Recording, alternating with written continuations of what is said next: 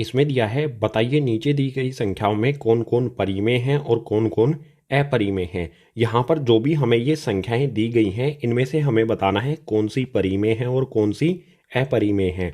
परिमेय संख्याएं वो होती हैं जिनको p बटा क्यू के रूप में लिखा जा सकता है और अपरिमेय संख्याओं को p बटा क्यू के रूप में नहीं लिखा जा सकता।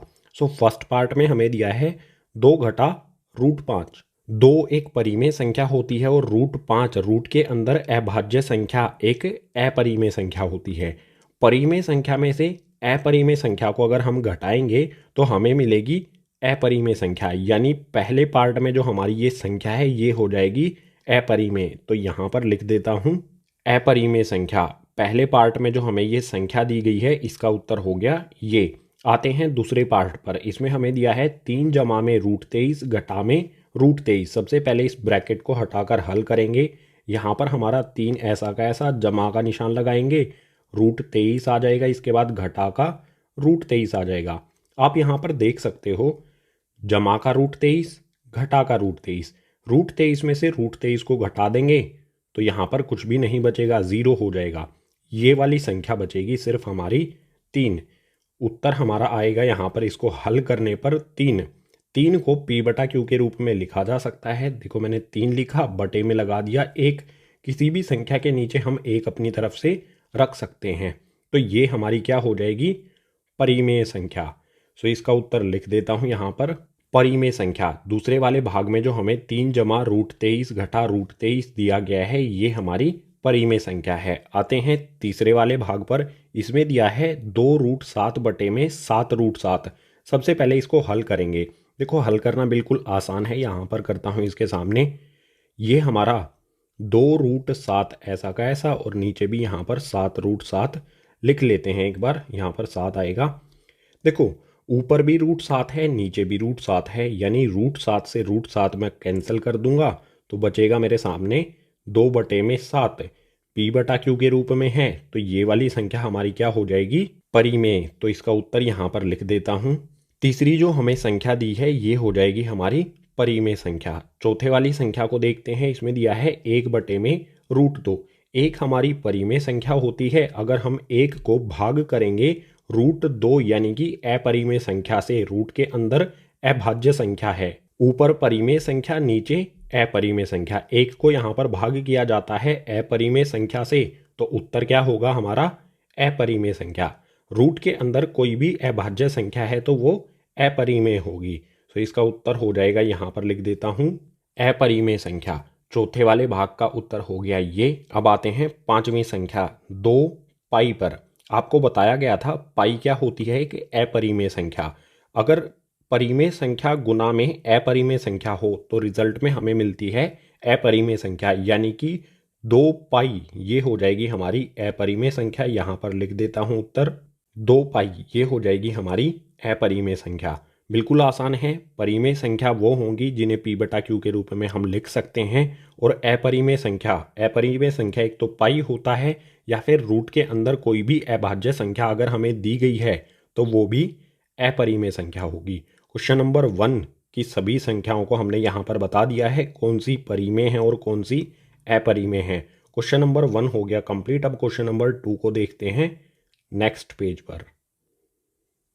क्वेश्चन नंबर 2 इसमें दिया है निम्नलिखित व्यंजकों में से प्रत्येक को हल कीजिए। क्वेश्चन नंबर 2 में हमें इस प्रकार से व्यंजक दिए गए हैं, इन सभी को हमें हल करना है। सो फर्स्ट पार्ट में हमें दिया है 3 जमा √3 2 जमा √2। इसको किस प्रकार से हल करेंगे? क्या ये किसी फॉर्मूले के रूप में है? कोई फॉर्मूला इस पे लगाया जा सकता है? बिल्कुल नहीं। तो कैसे हल करना है? सबसे पहले इसको यहाँ पर मैं लिख लेता हूँ 3 जमा में √3 ब्रैकेट लगा देता हूँ। उसके बाद इससे आगे 2 जमा में √2 ऐसा का ऐसे मैंने यहाँ पर लिख लिया। अब देखो हल करना बिल्कुल आसान है। पहले वाले ब्रैकेट की पहली संख्या लेंगे, इस संख्या को मैं दूसरे वाले ब्रैकेट के पहली संख्या और दूसरी संख्या से गुना करूँगा। 3 को पहले मैं 2 से गुना करूँगा। सो यहाँ पर लिखते हैं, इसे हल करते हैं। 3 को 2 से गुना करूँगा तो हो जाएगा 3 दूनी 6। इसके बाद इसी 3 को दूसरे वाले ब्रैकेट की दूसरी संख्या यानी कि √2 से गुना करूँगा। 3 को √2 से गुना करूँगा तो ये प्राप्त होगा मुझे 3 √2। इसके बाद मैंने 3 को इन दोनों संख्याओं से गुना कर दिया है। अब √3 को इस 2 से गुना करूँगा। √3 को 2 से गुना करूँगा तो मुझे प्राप्त होगा 2√3 और इसके बाद √3 को इस √2 से गुना करूँगा। दोनों संख्याएं रूट के अंदर हैं तो 3 को 2 से गुना कर देंगे। √3 को 2 से गुना करेंगे तो 3 दूनी 6, ये हमें रूट के अंदर ही प्राप्त होगा। बिल्कुल आसान है। पहले इस 3 को इन दोनों संख्याओं से गुना कर दिया हमने तो हमें ये मिल गया। उसके बाद √3 को इन दोनों संख्याओं से गुना कर दिया तो हमें ये मिल गया। यही हो जाएगा हमारे फर्स्ट वाले इस व्यंजक का हल। यही हो जाएगा फर्स्ट वाले पार्ट का उत्तर। आते हैं सेकंड पार्ट पर। इसमें दिया है 3 जमा √3, 3 घटा √3। क्या किसी ये फॉर्मूले के रूप में है? बिल्कुल ये फॉर्मूले के रूप में है। कौन से फॉर्मूले के? a जमा में b और a घटा में b। इस फॉर्मूले के रूप में आपको ये दिखाई दे रहा है। इसका फॉर्मूला क्या होता है? a का वर्ग घटा में b का वर्ग।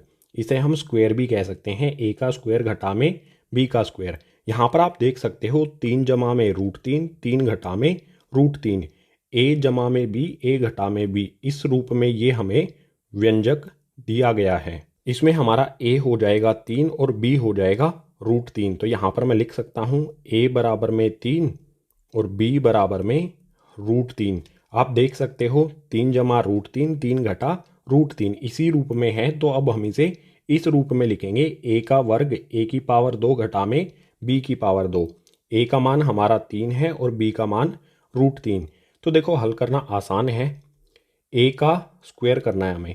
a का स्क्वायर करना है। a का मान है 3 तो यहाँ पर मैंने लिखा 3 और इसका कर दिया स्क्वायर। इसके बाद घटा का निशान लगाऊंगा, ये आया घटा का निशान। और उसके बाद है b का वर्ग यानी कि b का स्क्वायर। b का मान है √3 तो यहाँ पर मैंने लिखा √3 और इसका कर दिया मैंने स्क्वायर। ब्रैकेट लगा के करेंगे। अब इसको हल कर लेंगे तो यहाँ पर हमारा क्या आएगा? 3 का स्क्वायर। 3 का स्क्वायर क्या होता है? 3 गुना में 3 जो हो जाएगा हमारा यहाँ पर 9। इसके बाद यहाँ पर √3 का स्क्वायर है। इस स्क्वायर से रूट कट जाएगा और हमें मिलेगा 3। ये वाला घटा का निशान ऐसा का ऐसा लगा दिया। स्क्वायर से रूट कट गया तो बचेगा यहाँ पर 3। 9 में से 3 को घटाएंगे, 9 में से 3 को घटाएंगे तो हमें मिलेगा 6। सो दूसरे पार्ट में जो हमें ये व्यंजक दिया गया है इस पे हम ये फॉर्मूला लगा के इसे हल कर लेंगे तो उत्तर में हमें मिलेगा 6। क्वेश्चन नंबर 2 में और 2 व्यंजक दिए गए हैं। तीसरा और चौथा उसको देख लेते हैं नेक्स्ट पेज पर। क्वेश्चन नंबर 2 के तीसरे पार्ट में हमें व्यंजक दिया है √5 जमा में √2 का होल स्क्वायर। यहाँ पर देखो ब्रैकेट पे स्क्वायर लगा रखा है, वर्ग लगा रखा है। तो ये फॉर्मूले के रूप में है। कौन से फॉर्मूले के रूप में? a जमा में b का वर्ग यानी कि होल स्क्वायर। और इसका फॉर्मूला क्या होता है? a स्क्वायर प्लस में 2ab प्लस में b स्क्वायर। सो इस पे हम ये फॉर्मूला लगा देंगे और हल कर लेंगे। a यहाँ पर हमारा √5 है और b हमारा √2 है। तो अब हम इसे इस रूप में लिख देंगे, हमारा उत्तर आ जाएगा। देखो सबसे पहले यहाँ पर किया गया है a का स्क्वायर यानी कि a का वर्ग। a हमारा √5 है तो यहाँ पर मैं लिखता हूँ √5। इसका मैं कर देता हूँ स्क्वायर यानी कि वर्ग। इसके बाद जमा का निशान लगाता हूँ, जमा का निशान लगाया। जमा के निशान के बाद है 2, 2 मैंने लिख लिया। 2 के साथ में a और b गुना में है। a हमारा √5, b हमारा √2। सो ये गुना हो जाएगा। यहाँ पर लिखता हूँ मैं √5, उसके बाद √2 और उसके आखिरी में ये हमारा हो गया पूरा। उसके आखिरी में है b का वर्ग। b हमारा √2 है तो यहाँ पर जमा का निशान लगाया, b का मान रखा √2 और इसका कर दिया मैंने वर्ग। अब इसे हल कर लेंगे। देखो सबसे पहले इस स्क्वायर से रूट कट जाएगा। स्क्वायर से रूट कटने पर बचेगा हमारा 5। जमा का निशान लगाएंगे, 2 हमारा ऐसा का ऐसा आ जाएगा। √5 को √2 से गुना करेंगे। दोनों संख्याएं रूट के अंदर हैं तो रूट हमारा ऐसा का ऐसा रहेगा और 5 को 2 से गुना करने पर आ जाएगा 5 दूनी 10। इसके बाद जमा का निशान लगाएंगे। यहाँ पर क्या होगा? स्क्वायर से रूट कट जाएगा। ये स्क्वायर से रूट कटने पर हमें प्राप्त हो जाएगा 2। अब देखो 5 और 2 रूट से बाहर निकल गए हैं तो इनको जमा कर सकते हैं। 5 जमा में 2 ये हो जाएगा हमारा 7। इसके अलावा बचा क्या हमारा?